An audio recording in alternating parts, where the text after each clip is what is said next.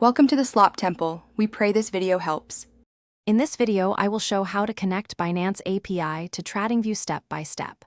Open TradingView, navigate to the chart you want, and access the alert or Pine script webhook settings.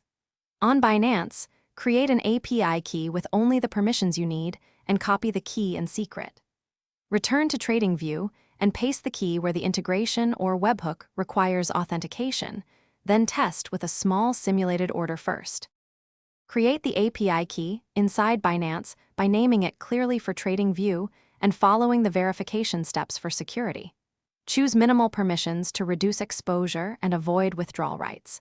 Copy the API key and secret immediately and store them securely, since the secret is shown only once. Use IP whitelisting if you have a fixed address to restrict access.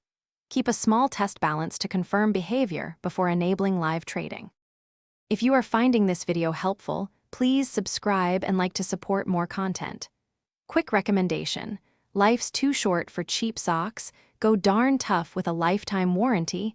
Check the description for the link and other deals.